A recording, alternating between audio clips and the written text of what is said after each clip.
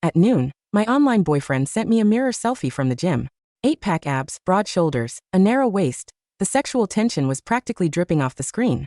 Babe, I had a great workout today. Don't you think I deserve a little reward? I was just about to text back. I'll reward you with phone sex twice tonight. But then, my eyes caught the logo printed on the gym wall behind him. Apex Tech. My heart instantly skipped a beat. Because I worked at Apex Tech. And that gym looked exactly like our private corporate gym. I froze on the spot. No way. Was this a joke? The mature daddy I'd been having phone sex with for the past 2 years actually worked at the same company as me? I zoomed in on the photo. Bigger, bigger, and bigger. The logo was clear as day. Apex Tech. It was definitely my office building. Our company gym was strictly VIP, accessible only to internal employees. My online boyfriend was actually my coworker? OMG. Babe, why the silence? Another photo of his abs popped up on my screen. He had casually pulled up his gym tank top. His rock-hard chest and the sharp lines of his V-taper were perfectly reflected in the mirror. The testosterone was practically suffocating. The texts kept rolling in. I know you love this. Why aren't you replying to me, huh? PayPal transfer. $50,000. My brain was short-circuiting. I knew my online boyfriend lived in the same city. But I never, in my wildest dreams, expected us to be under the same roof. Talk about a twisted stroke of fate. After quickly drooling over his abs for a second, I decided to probe. Hey babe, where do you work? Is it by any chance Apex Tech? I typed the words out, then deleted them. Over and over. I didn't know what to say. If I asked, he would definitely ask where I worked. He'd find out I was at Apex Tech too. And then he would want to meet up. What would I do then? The mere thought of face-to-face interaction with someone I'd been dirty talking with for 2 years made me want to curl up and die of embarrassment. Before I could even process this, another text popped up. Why are you ignoring me? Is my body not doing it for you anymore? Or do you need more shopping money? Another picture of his abs. PayPal transfer. $100,000. PayPal transfer. $100,000. To keep him from sensing my panic, I quickly replied. Just grabbed lunch, sorry. Missed your texts. The abs look amazing. Only then did the text onslaught stop. Good. Now where's my reward? I didn't dare reply. I stood up from my cubicle and walked over to the elevators, heading straight to the gym on the 5th floor. There were plenty of guys lifting weights, but which one was him? I forced myself to calm down and organize my thoughts. Right now, I needed to figure out 3 things. First, who the hell is my online boyfriend? Second, is he actually a decent guy in real life? Third, if I do find him, do I confess, keep the online relationship going, or break it off? I mean, sexting a coworker is a HR nightmare. Just thinking about it made my skin crawl. Looking back at our 2-year history, we had actually kept our privacy top-notch. We never traded face pics. Even during our FaceTime sessions, we never showed our faces, only our bodies. My boyfriend would only send me photos of his chest and abs whenever I begged for them. Based on that alone, it was almost impossible to identify him. I couldn't exactly go around the office ripping guys' shirts open to compare their patterns with my Snapchat archive. Back at my desk, I looked at my male coworkers. I shuddered. We battled each other in meetings every single day like mortal enemies. If my online boyfriend turned out to be one of them, I would literally die on the spot. I scrolled through our chat history, desperately looking for clues. And I actually found something. Last month, he was struggling to choose a watch. I'm out shopping with a friend. Want to buy a watch? Which one looks better? Which do you prefer? I'll get you one too. He had sent a few photos, and I had picked out the Rolex Daytona. To protect my identity, I had politely declined his offer to buy me one. Whatever you choose is the best, I had said. He bought it right then and there. So all I had to do was look around the office and see who was wearing that exact Rolex Daytona. I took a few laps around the office, secretly staring at every guy's wrist, but I couldn't find a single match. I messaged my boyfriend. Are you wearing your new watch today? He replied instantly with a photo. It showed a man's dress shirt sleeve rolled up slightly, revealing a strong, tan forearm. On his wrist, the Rolex gleamed with a cold, low-key luxury. Just the way he rested his hand exuded the quiet confidence of a powerful, mature man. So he had his sleeves rolled up. No wonder. But why hadn't I spotted him? While I was lost in thought, a message popped up on my work WhatsApp from my boss, Julian Vance. Chloe, there are some issues with the proposal. Come to my office right now. When I walked into the corner office, Julian was smiling into his phone, on a call. Yeah babe, I miss you too. Just come to the office tomorrow to see me. Oh, by the way, Ethan is coming over tomorrow. You can hitch a ride with him. Come on, I just don't want you driving all that way by yourself. It's not safe. All right, have it your way. Drive safe. See you tomorrow. Talk to you later. Kiss kiss. I awkwardly looked away. Yikes. Major cringe. Who knew our tough CEO, Julian, had such a clingy lovesick side? Julian hung up, cleared his throat, and offered me a professional smile. Chloe, the investors looked at the proposal this morning. They're mostly satisfied, but they had a few notes. I've marked them here. Make the edits based on their feedback. Sure, Julian. I turned to leave, but my eyes caught his wrist. He was wearing a Rolex, the exact Daytona model I had picked out. In an instant, it felt like lightning had struck my brain. I froze. Seeing that I hadn't left, Julian looked up. Yes. Anything else? His voice snapped me out of my shock. I took a deep breath, trying to act casual. I pointed at his wrist. Nice watch, Julian. Julian smiled, his hazel eyes crinkling at the corners. Thanks. My girl helped me pick it out. It is nice, isn't it? Me. Julian grinned. Why? Do you like it? I quickly masked my horror, waving my hand dismissively. Oh no. Just making conversation. With that, I practically bolted out of his office. A wild, terrifying thought screamed in my head. Julian is my online boyfriend. But if I was his girlfriend, then who the hell was the babe? He was just sweet-talking on the phone. Was Julian cheating on his girlfriend with me? Holy shit. And why was Julian so different online versus offline? Online, he was this dominant, mature, daddy-type protector. Offline, he was a gossipy, clingy millennial. I was a complete zombie for the rest of the day. I didn't even reply to my online boyfriend's messages. Somehow, I managed to finish editing the proposal and dragged myself home, feeling absolutely hollow. My phone was buzzing like crazy with notifications from him. Babe, what are you doing? I miss you. It's been a while since we had phone sex. Tonight. Are you there? PayPal transfer. $100,000. Buy yourself something nice. Why are you ignoring me? You're acting weird today. Still no reply? Did I do something wrong? My hands shook as I typed out a reply. Are you keeping secrets from me? He replied within seconds. I've never lied to you about anything. Babe, is there some kind of misunderstanding? No. I tried to calm my racing mind. If my online boyfriend really was Julian, my next step was to figure out if he was cheating on his actual girlfriend. And who exactly was the babe he was hosting tomorrow? What if I was overreacting? What if it was all a misunderstanding? Another text came in. Help me pick an outfit. He sent a photo of several designer suits lined up. I trust your taste. I intentionally chose a navy blue Tom Ford suit. It was distinct enough that I'd easily spot it. Deep down, I was desperately hoping. If Julian didn't wear that suit tomorrow, it meant he wasn't my online boyfriend. Then I wouldn't have to worry about whether my digital lover was a cheating scumbag. The next morning, I walked into Julian's office with the updated proposal. Julian was sitting on the leather sofa, sipping tea. And he was wearing the exact navy blue Tom Ford suit I had picked out last night. Julian, here's the final draft. Julian nodded with a smile. Thanks, Chloe. The lead investor is coming this afternoon. Get ready to present. Will do. I stared at his suit and asked, trying to sound nonchalant. I've never seen you in this suit before, Julian. It looks great on you. Julian smiled. Really? Just bought it yesterday. My heart sank. That confirmed it. Julian was my online boyfriend. Sitting at my desk, I couldn't focus. I kept staring at his glass-walled office. Julian had said his babe was coming today. I wanted to see who she was with my own eyes. If it was what I feared, then this relationship had to end immediately. Half an hour later, a stunning, well-dressed girl walked straight into Julian's office. I grabbed my mug and pretended to go to the break room. As I passed his office, their laughter drifted through the cracked door. I missed you so much.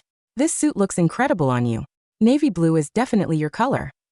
Julian's voice was incredibly tender. I'm glad you like it. I wore it just for you. Aren't I meeting your parents tonight? I was worried they wouldn't approve of me. Are you kidding? If I love you, my parents will love you too. Hearing those words felt like a physical blow to my chest. So the reason he had asked me to choose an outfit was to impress his real girlfriend's parents. What was I then? A dirty little online secret? A side chick? My stomach churned. I pulled out my phone and typed out a text to my online boyfriend with trembling fingers. You are a piece of trash. We are done. I blocked and deleted his contact immediately. Julian walked out of his office, hand in hand with his girlfriend, waving her goodbye. He didn't look sad at all. I felt like the biggest clown on earth. Thinking about all our late-night chats, a wave of bitterness washed over me. My only saving grace was that I had used a burner Snapchat account and never revealed my real name or face. Otherwise, I'd have to resign and flee the country. I took a deep breath. No guy was worth losing my career over. I was a professional. I wasn't going to quit a great job over some online drama. In the afternoon, Julian messaged me. Chloe, the investor, is here. He reviewed the proposal and likes it. Come in and present your pitch. I put on my best professional face, stood tall, and walked in. Chloe, this is our lead investor, who also happens to be my best friend, Ethan Cross. Don't be nervous. Just pitch your ideas to him. I completely ignored Julian and looked at the man sitting on the sofa. My eyes locked with Ethan's. Unlike Julian's warm, approachable vibe, this man exuded pure wealth and power. He had a cold, untouchable aura. He wore a tailored black V-neck suit over a fitted black mock-neck sweater. The sweater clung to his incredibly broad chest, hinting at a powerful build that was teasingly concealed by his jacket. It was enough to make any girl's imagination run wild. His long, pale fingers picked up a glass of water, and he took a slow sip. I was completely intimidated by his presence and swallowed hard. At Julian's prompting, I began my presentation. Once I got into work mode, my confidence returned. I was articulate and poised. By the time I finished, Julian was clapping. "Excellent job, Chloe. Ethan, what do you think?" Both Julian and I looked at Ethan. But Ethan's eyes weren't on the papers, they were locked onto my collarbone. Suddenly he said, "Miss Miller, that's a beautiful necklace." I looked down. My blouse had a slightly wide neckline, and my crystal pendant necklace was fully visible. Panic seized me. When I bought this necklace, I had sent a close-up photo of it to my online boyfriend. "Look at my new necklace. Isn't it pretty?" The photo had been a close-up of my collarbone and neck. My online boyfriend had replied, "You'd look beautiful wearing anything." Now that the necklace was on display, would Julian recognize it? I shot a quick glance at Julian, but he didn't seem to notice anything. He was just eagerly waiting for Ethan's feedback. Of course, Julian had a real girlfriend. To him, I was just a fun online distraction. Why would he remember a detail like that? Only a fool like me would treasure every single memory. I awkwardly covered my collarbone with my hand. "Thanks. Just a cheap piece of jewelry." Julian sat down next to Ethan and took a sip of his coffee. "So what's the verdict?" Julian stared at Ethan, but Ethan kept his eyes on me. After a long pause, he slowly murmured, "It's perfect." Hearing this, Julian happily slapped Ethan's shoulder. "Ethan, you're a lifesaver. I knew I could count on you." I let out a quiet sigh of relief. All those sleepless nights working on this proposal had finally paid off. Ethan brushed Julian's hand off his shoulder with a look of mild annoyance, then looked back at me with a faint, rare smile. "Credit goes to Miss Miller. She's incredibly talented." Even though it was our first meeting, I felt an odd sensation. The intensity in Ethan's gaze made my ears burn. Julian looked shocked. "Whoa, hold on. Did the Ice King just pay someone a compliment?" "Well, to be fair, Chloe is amazing. Anyone would praise her. But you? Complimenting a girl? That's a first. Did the sun rise from the west today?" "Oh wait. I forgot about your girlfriend. Actually, ex-girlfriend. She dumped you, didn't she?" My bad big mouth. My ears instantly perked up. Uti, the legendary billionaire investor, Ethan Cross, got dumped? Who on earth would be dumb enough to dump a guy like him? The next second, Ethan shot a dark, brooding glance in my direction. I quickly looked down, suddenly feeling inexplicably guilty. Ethan looked away, took a sip of his tea, and said coldly to Julian, "Keep talking, and I'll pull my funding." Julian immediately held his hands up in surrender. All right. My bad. You really can't take a joke, can you?" Trying to calm my racing heart, I quickly excused myself. "Julian, Mr. Cross, if that's all, I'll head back to my desk." I practically fled the room. Back at my desk, Julian sent me another message on WhatsApp. "Chloe, are you free tonight? Mr. Cross still has a few questions about the proposal. He wants to discuss it over dinner. Our treat." I replied coldly, "Not interested. If you go, I'll double your year-end bonus." "Hey, nobody turns down free money." I replied instantly. "Deal. Send me the address." Locking my phone, I thought about Julian meeting his girlfriend's parents tonight. A pang of sadness hit me, but I shook it off. Well, Chloe, I thought to myself, unlucky in love, lucky in career. The restaurant Julian picked was an ultra-exclusive, private dining club tucked away on the top floor of a skyscraper downtown. I arrived 10 minutes early, wearing a simple burgundy sheath dress and trying my best to look like a serious, career-minded professional who hadn't spent her morning hyperventilating in the office bathroom over her boss's sex life. When the waiter led me into the private room, Julian wasn't there yet. Only Ethan Cross was. He had removed his suit jacket, draped it casually over the back of a plush leather chair, and was sitting with his dark shirt sleeves rolled up to his forearms. The lighting in the room was dim, warm, and intimate. As I walked in, Ethan glanced up from his phone.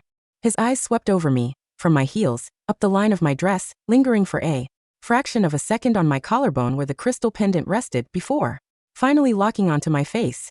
My heart did a terrifying, treasonous flutter. "Get a grip, Chloe," I warned myself. He's an investor. A billionaire. And his chest under that fitted shirt looks disturbingly like the abs in the mirror. "Selfie from yesterday. Mr. Cross," I said politely, giving him a professional nod. "Am I early? Where's Julian?" Julian called. "He's running 20 minutes late," Ethan said. His voice was low, smooth, and carried a natural, gravelly baritone that vibrated right through my chest. Sit down, Miss Miller. I hesitated, then took the seat across from him. The table wasn't very wide. Being this close to him felt like sitting next to a dormant volcano, calm on the surface, but radiating an intense, suffocating heat. Did you have any specific questions about the proposal's financial projections? I asked, pulling out my iPad to open the presentation deck. I brought the raw data if you want to review the Q3 estimates. Ethan set his glass of whiskey down on the tablecloth with a soft clink. I don't care about the Q3 estimates, Chloe, he murmured, his dark eyes fixed on me. My fingers froze on the iPad screen. Chloe? When did we skip past Miss Miller? Oh, I stammered, feeling a sudden flare of heat up my neck. Then what did you want to discuss? Ethan leaned back in his chair, crossing one long leg over the other. The posture made his shoulders look impossibly broad. He rested his chin on his thumb, staring at me with an expression that was equal parts analytical and intensely personal. I wanted to ask you about your taste, he said slowly. My taste? In men, Ethan specified, his lips curving into a faint, dangerous smile. Julian tells me you've been working at Apex for 3 years. Single the entire time. Is your bar that high? My brain stalled. Why was a billionaire lead investor asking about my dating life over a corporate dinner? I'm just focused on my career right now, Mr. Cross, I offered smoothly, reciting the standard corporate script. I haven't had time for relationships. Ethan let out a quiet, dark chuckle. Is that so? No online dating? No. Late-night chats? No secret boyfriends? My blood ran completely cold. My hand twitched, nearly knocking over my water glass. I looked up at him, my heart hammering against my ribs like a trapped bird. Did he know something? No. Imposible. How could he? Before I could construct a coherent response, the heavy oak doors opened, and Julian burst into the room, looking flustered. Sorry I'm late. Julian exhaled, tossing his coat onto a side chair. Traffic was an absolute nightmare. Did you guys start without me? The suffocating tension in the room instantly vanished. No, Ethan said calmly, turning his gaze toward Julian. We were just getting acquainted. Julian sat down beside Ethan, completely oblivious to the silent war that had just taken place. Great. Chloe, did Ethan look over the marketing budget? We didn't get to the budget yet, I said quickly, taking a gulp of ice water to cool my burning throat. Dinner was served shortly after. Throughout the meal, Julian babbled happily about the company's expansion plans, while Ethan maintained a quiet, commanding presence. But every time I took a bite or reached for my glass, I could feel Ethan's heavy, unblinking gaze tracking my every move. And then halfway through the main course, Julian's phone chimed. Julian looked at the screen, and his face lit up into that familiar, hopelessly in love grin. Ah crap, Julian sighed, though he looked delighted. Ethan, Chloe, I'm so sorry. My girlfriend's flight landed early. Her parents are already at the restaurant downtown, and she's panicking because she wants me there right now. I bit my lip, feeling that familiar, sharp sting of bitterness in my chest. Right. His real girlfriend. The girl he bought the Tom Ford suit for. Go, Ethan said casually, taking a sip of his wine. Don't keep her waiting. You're the best man. Julian stood up, grabbing his jacket. He looked at me. Chloe, stay and finish your dinner. Ethan's paying anyway. And remember, double bonus for you. Thanks, Julian. I forced a smile. Have a good night. Julian practically ran out of the room, leaving the heavy doors to click shut. Behind him, the silence returned instantly. Heavy, thick, loaded. I looked down at my plate, suddenly feeling very small. I reached for my glass of wine, intending to chug the rest of it and make a quick exit. So, Ethan's voice cut through the quiet, smooth as silk. Julian's meeting his girlfriend's parents. Yeah, I murmured, staring at my steak. Looks like it. He bought that navy blue suit yesterday specifically for tonight, Ethan continued idly, swirling the dark liquor in his glass. He was so nervous he asked me to go shopping with him to help him pick it out. I froze. My fork slipped from my hand, clattering against the fine china. I slowly raised my head, my eyes wide, staring at Ethan in complete, absolute shock. What did you say? I whispered. Ethan tilted his head, his dark, hypnotic eyes locking onto mine with ruthless precision. I said, Julian bought that navy suit yesterday because his girlfriend wanted him to look nice for her parents, Ethan said softly. He reached into his suit pocket, pulled out his phone, and laid it face up on the tablecloth between us. Just like I bought this watch 3 weeks ago, because my girl picked it out for me. He tapped the screen. The phone lit up. His lock screen wasn't a generic wallpaper. It was a close-up photo of a girl's delicate collarbone, wearing a crystal pendant necklace. My necklace. My collarbone. My photo. The entire world went completely, terrifyingly silent. My mind didn't just short-circuit. It detonated into a million tiny, frantic pieces. I stared at the lock screen. Then I stared at his broad chest. Then at his tanned, strong wrist wearing the Rolex Daytona. Then at his gorgeous, sharp, utterly terrifying face. Ethan Cross was my online boyfriend. The mature, dominant daddy who had been transferring $100,000 into my PayPal account. The guy who sent me mirror selfies of his 8-pack abs. The guy I had been dirty talking with for 2 entire years. The guy I had literally texted 4 hours ago saying, "You are a piece of trash. We are done." Was the billionaire lead investor of my company.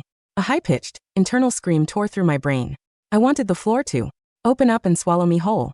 No, scratch that. I wanted an asteroid to hit the restaurant right now and erase my physical existence from the universe. You. I choked out, the word dying in my parched throat. Your piece of trash online boyfriend? Ethan supplied helpfully, his tone dripping with dark, dangerous amusement. He picked up his phone, unlocked it, using his fingerprint, not a code, and flipped the screen toward me. There, on his Snapchat interface, was my burner account's chat log. My last message was right at the top. "Chloe, you are a piece of trash. We are done."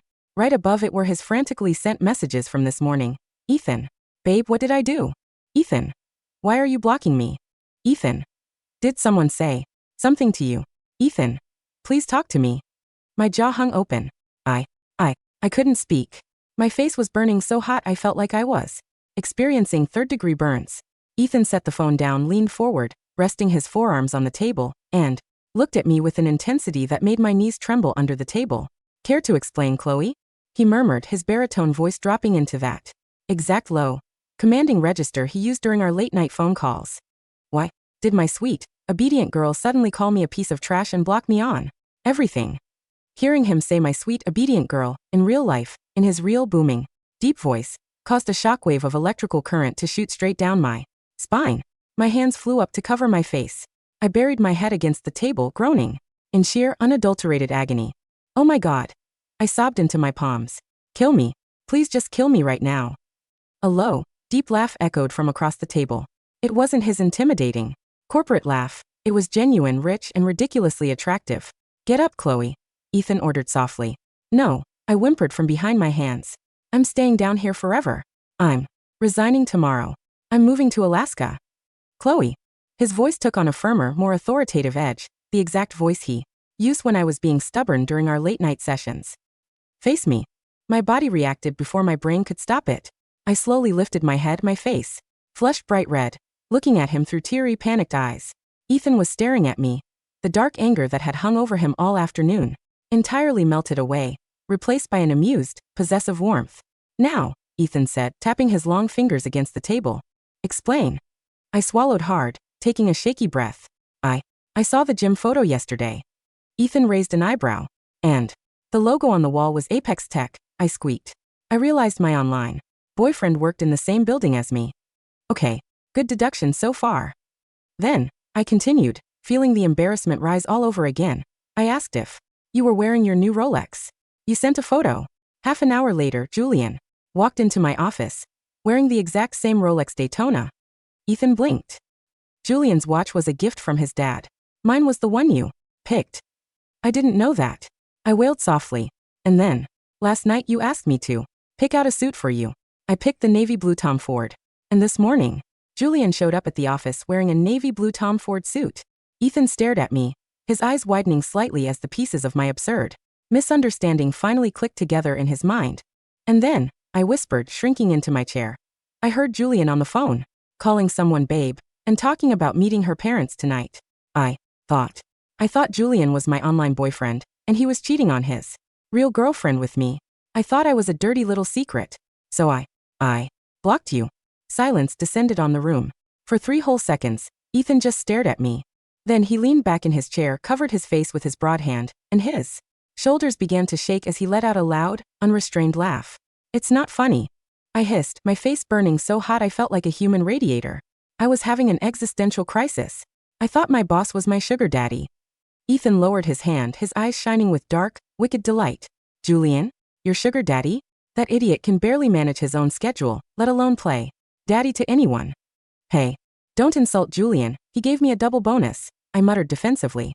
I gave you $200,000 yesterday just because you were slow to reply to my text.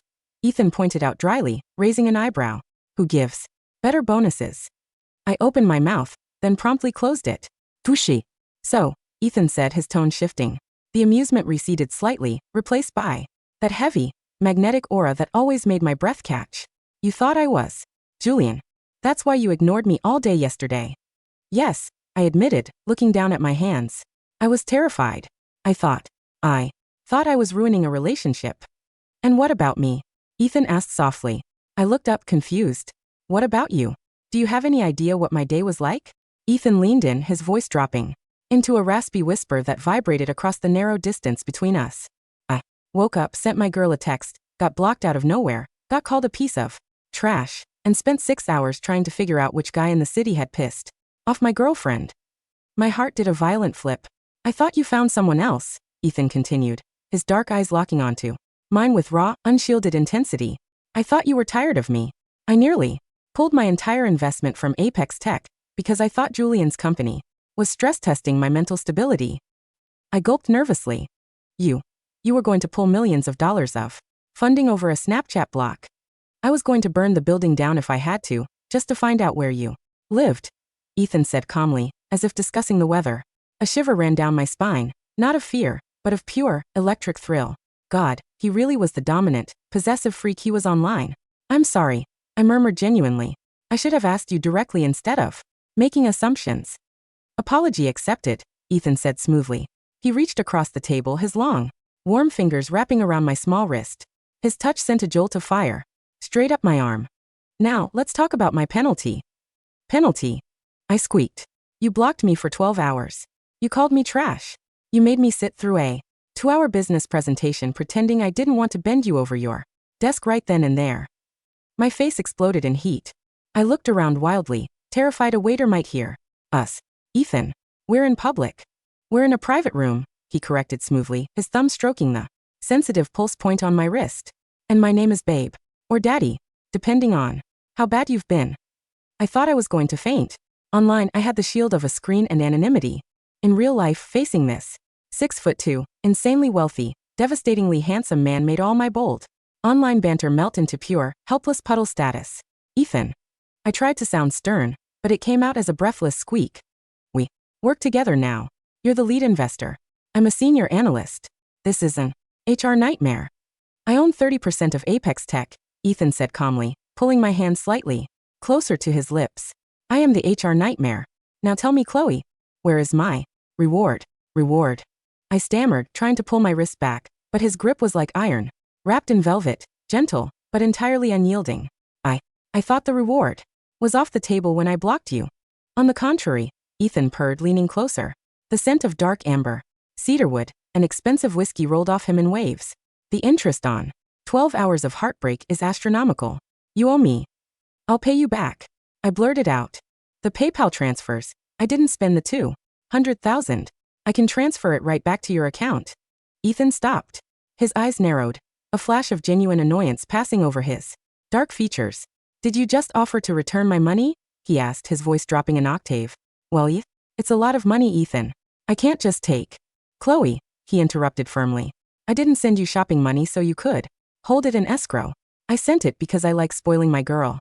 If you try to send it back, I'll transfer $500,000 tomorrow just to spite you. I stared at him, entirely speechless. Is this what rich guy aggression looks like? Threatening me with financial ruin via forced wealth? Now, Ethan continued, his thumb continuing its hypnotic, slow trace over my pulse. Here are my conditions. Conditions. Condition 1, Ethan stated smoothly. You unblock me on Snapchat immediately. And you add my personal WhatsApp and phone number. Done, I said quickly. That was easy. Condition 2. You don't resign. You don't flee to Alaska. You stay at Apex Tech, right where I can see you. Done. I wasn't about to quit my job anyway. Condition 3. Ethan leaned in until his lips were barely an inch from my ear, his warm breath fanning across my sensitive skin. Tonight you come back to my penthouse, and you deliver the reward you promised me yesterday at noon. My breath caught in my throat. I'll reward you with phone sex twice tonight. That was the text I had drafted before seeing the gym logo. Ethan. I whispered, my heart pounding so loudly I was sure he could hear it. In person. In person, Ethan confirmed, his dark eyes burning into mine with an unapologetic, hungry passion. 2 years of phone calls is enough, Chloe. I want the real thing. My mind scrambled for excuses, but deep down, my body was already surrendering. I had spent 2 years fantasizing about the man behind the deep voice, the man whose photos made my chest ache with desire, and now he was sitting right in front of me, bigger, richer, and far more lethal than I had ever imagined. What if? I murmured nervously, looking at his handsome face. What if I'm not what you expected in real life? Ethan let out a soft, tender sigh. He reached up with his free hand, his long fingers gently cupping my jaw, lifting my face so I had no choice but to look into his eyes. Chloe, he whispered, his thumb lightly brushing across my bottom lip. I've known your voice for 700 days. I know how you sound when you're sleepy. I know how you laugh when you're embarrassed. I recognized your collarbone from 10 feet away across a crowded conference room. He leaned down and pressed a soft, lingering, fiercely possessive kiss to the side of my neck, right over my fluttering pulse. You're everything I expected, he murmured against my skin. Now do we have a deal? I closed my eyes, shivering as a wave of heat bloomed in my chest. Deal, I whispered. The ride to Ethan's private penthouse in the back of his tinted Maybach was an exercise in pure sensory overload. Ethan didn't say much, but he didn't let go of my hand once. His large fingers stayed tightly intertwined with mine, his thumb idly stroking my knuckles while he reviewed a financial document on his tablet with his other hand. The contrast was maddening. Professional billionaire mogul on his iPad on the left side, possessive online boyfriend holding my hand hostage on the right. When the private elevator opened directly into his top-floor penthouse, I gasped. The place was massive. Floor-to-ceiling glass windows offered a panoramic, breathtaking view of the glowing city skyline. Minimalist, modern furniture, dark hardwood floors, and a soaring double-height ceiling. Like it? Ethan asked, hanging his suit jacket on a coat stand. It looks expensive, I admitted honestly. Ethan chuckled, walking over to the marble wet bar. Everything I own is expensive, babe. Except my taste in women. You refuse to let me buy you a watch. I have boundaries. I called out, walking over to the floor-to-ceiling glass, mesmerized by the view. Suddenly, a pair of strong, broad arms wrapped around my waist from behind. I flinched in surprise, but Ethan's chest was already pressed solid against my back. He pulled me snugly against his frame, resting his chin in the crook of my neck. He smelled heavenly, wood smoke, amber, and pure, raw male heat. Boundaries, huh? Ethan murmured into my ear, his voice dropping into that dark, wicked tone. Is that why you asked me to send you a video of myself in the shower last month? My face instantly exploded into flames. Ethan, that was online. You're not supposed to bring up old texts. Why not? Ethan teased, his hands sliding down my ribs, settling possessively on my hips. His large palms were hot through the thin fabric of my burgundy dress. I have 2 years of chat logs archived, Chloe. Should I recite my favorite prompts? What about the one from Christmas Eve? No. Please don't. I squealed, turning around in his arms to cover his mouth with my hands. Ethan's eyes sparkled with dark laughter. He didn't pull away, instead he gently kissed the center of my palm, making me gasp and pull my hand back. He used the opportunity to cup my waist, lifting me effortlessly until I was sitting on the wide marble ledge of the window frame. Now we were at eye level. He stepped between my knees, his hands resting on the sides of my thighs. The playful mood evaporated instantly, replaced by a thick, heavy tension that made the air feel thin. Ethan stared at my lips. 2 years, Chloe, he whispered, his voice hoarse. Do you have any idea how hard it was not to ask for your address? Why didn't you? I asked softly, my hands instinctively resting on his broad shoulders.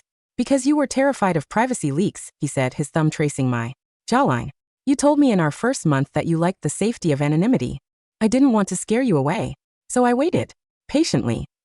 He leaned closer, his dark eyes searching mine, until you recognized my gym.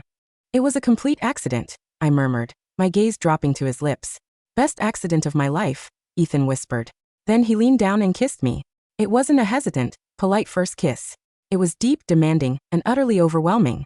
His tongue slid past my lips, with practiced authority, tasting me, claiming me, taking everything I had held back for 2 years. I let out a soft whimpering noise, my fingers tangling into his thick, dark hair, pulling him closer. The heat between us was explosive. All those nights of hushed, breathless phone calls, all those whispered desires, finally igniting into physical reality. Ethan groaned against my mouth, his hands sliding around my waist, pulling me flush against his rock-hard chest. I could feel the ridge of his abs through his shirt, the exact abs I had been drooling over on my phone screen 24 hours ago. When he finally pulled back for air, both of us were breathing heavily. His dark eyes were hooded, filled with a primal, intense hunger. The couch, Ethan rasped against my lips, or the bedroom. My face burned, but I looked him straight in his dark, gorgeous eyes and whispered, "The bedroom, Daddy." Ethan's breath hitched. A dark, dangerous grin spread across his handsome face. Without another word, he scooped me into his arms like I weighed nothing at all, and carried me down the dark hallway. The next morning, I woke up to the smell of freshly brewed coffee and sunlight pouring through sheer white curtains. I shifted under the silk duvet, feeling a delicious, dull ache in my muscles. That reminded me very clearly of how Ethan had collected his interest last night. Twice. Try 4 times. The man had 2 years of pent-up stamina, and he had executed every single fantasy we had ever discussed over the phone with terrifying, breathtaking efficiency. I sat up, wrapping the sheet around my chest. Standing near the edge of the king-sized bed was Ethan. He was fully dressed in a crisp, charcoal gray bespoke suit, putting on his silver cufflinks. He looked like the picture of executive perfection, regal, cold and untouchable. Except his hair was still slightly damp from the shower, and his eyes softened into a warm, utterly devoted look the moment he saw me wake up. "Morning, babe," Ethan murmured, walking over to the side of the bed. He leaned down and pressed a sweet, lingering kiss to my forehead. "How are you feeling?" "Like I was run over by a very attractive truck," I muttered, burying my face in the pillow. Ethan chuckled, handing me a glass of warm lemon water. "Drink this." "I have a 9 a.m. board meeting downtown, but my driver will take you to Apex Tech whenever you're ready." I took a sip of the water, looking at him nervously. "Wait, we're going to work at the same building today. I have an office on the executive floor at Apex for the next 3 months." Ethan said smoothly, picking up his watch from the nightstand, the Rolex Daytona. "I'm supervising the integration of our new funding." I groaned. "Ethan, people are going to talk if they see me coming out of your car." "Let them talk," Ethan said casually. He reached into his jacket pocket, pulled out a black credit card, and laid it gently on the nightstand beside my phone. "Buy yourself a new dress for tonight. I'm taking you out." "Ethan, I'm not taking your black card." "Condition number 4, Chloe," Ethan warned softly, leaning down until his lips brushed my ear. "Accept my gifts, or I'll buy Apex Tech and make you CEO." I stared at him, utterly dumbfounded. Is this man insane? "I'm leaving," Ethan smiled, kissing my cheek. "See you at the office, Miss Miller." By 11 a.m., I was back at my cubicle at Apex Tech, wearing a fresh blouse I had quickly bought from a boutique downstairs, trying to look like a normal, productive employee. My phone chimed. PayPal notification. "Ethan Cross has sent you $100,000. No, coffee and lunch. Money." I stared at the screen, massaging my temples. He's incurable. Suddenly, my desk phone rang. It was Julian. "Chloe, come into my office, quick. Emergency." I jumped up, fearing the worst, and rushed into the corner office. Julian was pacing back and forth across the carpet, looking utterly bewildered, clutching a stack of legal documents. "Julian? What happened? Is the investor deal off?" I asked anxiously. "No," Julian yelled, grabbing his hair. "The opposite. Ethan just doubled his investment. He threw another $20 million into our R&D department." "Wait, really?" I blinked. "That's amazing news." "Is it?" Julian shrieked hysterically. "Chloe, he added a weird condition to the contract. A mandatory corporate policy clause." I frowned. "What clause?" Julian held up the paper, reading aloud with a look of pure confusion. Clause 4.2. Miss Chloe Miller shall receive an immediate 100% salary increase, a private office with a view, and shall not be required to work past 5 p.m. under any circumstances. Failure to comply will result in immediate recall of all investment capital. Julian dropped the paper, looking at me with wide, terrified eyes. "Chloe," Julian whispered, trembling. Did you save Ethan's life in a past existence? Why is a billionaire venture capitalist restructuring my company's HR policy just to make sure you don't do overtime?" My face burned brighter than a flare. Before I could construct an explanation, the glass door of Julian's office pushed open. Ethan walked in. He was wearing his dark charcoal suit, carrying a tablet, looking every bit the ruthless billionaire investor. But as soon as his eyes landed on me standing by Julian's desk, his dark gaze softened into that possessive, warm glow. "Julian," Ethan said smoothly, stepping into the room, "is the updated contract signed?" Julian frantically grabbed his pen and signed his name 3 times. "Signed. Signed. Ethan, whatever you want. But can you please explain why Chloe Miss Miller is the lead architect of this proposal?" Ethan interrupted, walking straight up to my side. He didn't care that Julian was standing 2 feet away. He casually reached out, adjusting the collar of my blouse, his fingers lightly brushing against my throat. I like to protect key assets. Julian's mouth hung open. He looked at Ethan's hand on my collar. Then he looked at my blushing face. Then he looked back at Ethan. The silence in the office stretched for 5 agonizing seconds. Suddenly, Julian's eyes went wide. The light of realization finally struck his oblivious brain. Wait, Julian stammered, pointing a shaking finger between us. The necklace, the Rolex, the navy blue suit shopping trip. Julian gasped loudly, slapping his own forehead. Ethan, you were the one sexting on Snapchat. Julian screamed. Chloe is your online girlfriend. Ethan didn't even flinch. He smoothly pulled his hand back from my collar, looking at Julian with supreme indifference. Yes, Ethan said calmly. And if you ever assign her overtime again, I'm pulling my funding. Julian looked like he was having a stroke. I was so confused. I thought Chloe was in love with me because she kept staring at my watch. She was staring at your watch because she picked it out for me, you idiot. Ethan muttered, taking my hand in his and lacing his fingers through mine. I buried my face against Ethan's shoulder, groaning in absolute humiliation, while Julian rambled hysterically in the background. Ethan chuckled softly, wrapping his arm around my waist, pulling me close against his side in front of my boss, my office, and the whole world. Come on, babe, Ethan whispered into my hair, his voice rich, warm, and entirely mine. Let's go to lunch. My treat. I looked up into his handsome, dark eyes, seeing the quiet, unshakable devotion shining back at me. I smiled, squeezing his hand tight. Only if you let me pick the restaurant, Daddy, I whispered back. Ethan's dark eyes flared with heat, his grip on my waist tightening possessively, as he led me out of the office, leaving Julian screaming in shock behind us, stepping out into a future that was bright, wildly chaotic, and entirely ours.